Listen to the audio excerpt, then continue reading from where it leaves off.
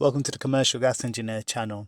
In this week's videos, I'm going to start off by talking about one of these MHS 185s. I'm not sure if you're familiar with them. I've worked on some of them, but I don't remember them giving me this much trouble. If I do see another one, I'm probably going to try and steer clear from it or try and do as little as possible. It's a nightmare trying to get into the heat exchanger. One good thing about it is when the popping up the hood like a car bonnet is quite helpful, and also side access on the left and on the right is quite good. Front access is okay, but there's a lot of bolts behind this silver tape, and on the top there's a lot of nuts and bolts as well. Yeah, there's I think there's probably like up to 30 or so just to get into this unit or more, and it's pretty hard afterwards to get it back in. So once you lift up the hood, you access the side, and then on the left there's a sight glass. This unit I got on, but it did take several hours to get it on. Yeah, on the other side are the probes, but on this side you can see the burner and so on. Just to know how to get these into high and low fire, you can see that little black button there. You have to hold it down, and then here it is over here, and then you have to toggle on the right to get it across, and then you should see the chimney sweep man, and when it says 1, as you can see up here, 1, then you will have it in low fire, and then when it has 2 here, then it'll be high fire.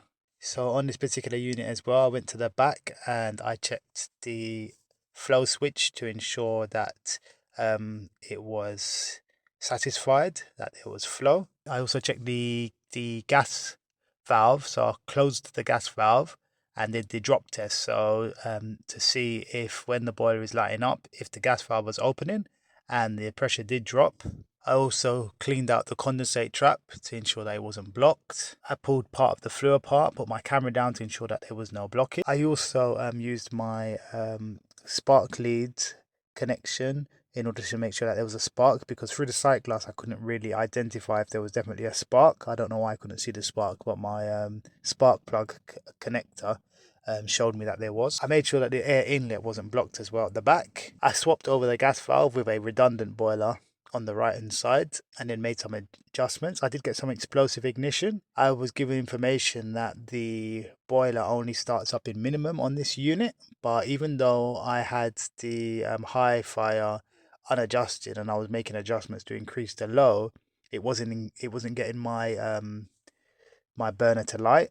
So what I did is I started to tweak the high fire as well, and that was only when I managed to get the unit to light as well. Then once I got the unit started up, I made adjustments to my high and low fire and brought it to the CO2 the manufacturers wanted. And as you can see here, the temperatures made their way up from 30 Celsius and then went up to 70 to 80 Celsius. So this is me carrying out the drop tests on the gas valve when it was about to call for the gas valve to open. On another job, I was carrying out some unblocking of some screwed pipework where there seemed to be very low working pressures when the appliance was on. So when the pipework was unscrewed, you could see that they used a lot of jointing compound, too much jointing compound, so much that it had caused a blockage. So here we have it, 22 millibar working pressure at the meter, then at the appliance 12 millibar. So it's not like there's anything that Cadent could do to increase our governor pressure, because we had good working pressure at the meter.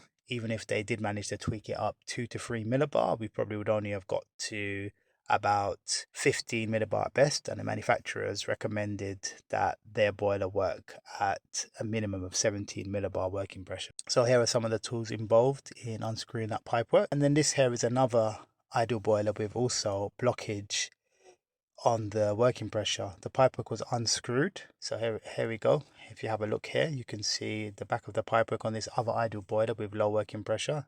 So it was fine on the other appliance, there was good working pressure, but then, and at the meter the working pressure was good, but you can see on this appliance here the working pressure was low, not as low as the other boiler. This is the meter here and the regulator. So this was the pressure after Cadent made an adjustment to the regulator.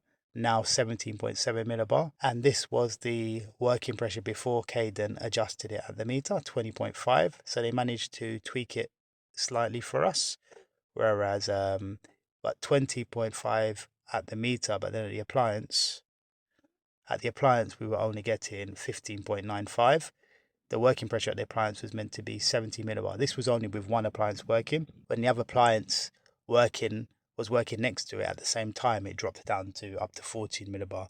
And on this same ideal, the manufacturer wanted 17 millibar. The burner pressure was adequate. It was within the manufacturer's guidelines, and combustion wasn't affected drastically. And there was some hemp found in the pipework, but nonetheless, it wasn't the 17 millibar that the manufacturer expected. So it was at risk until we managed to sort it out.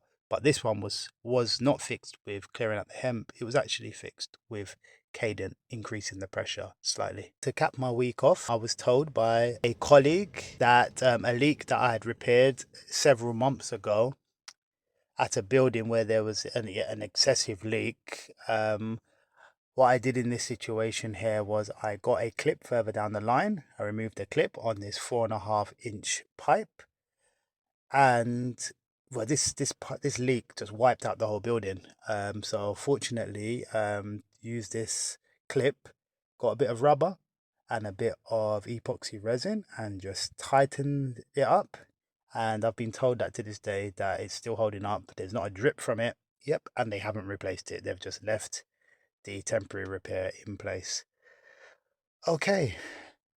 If you have any comments, please leave them in the section below. Until next time. Bye bye bye.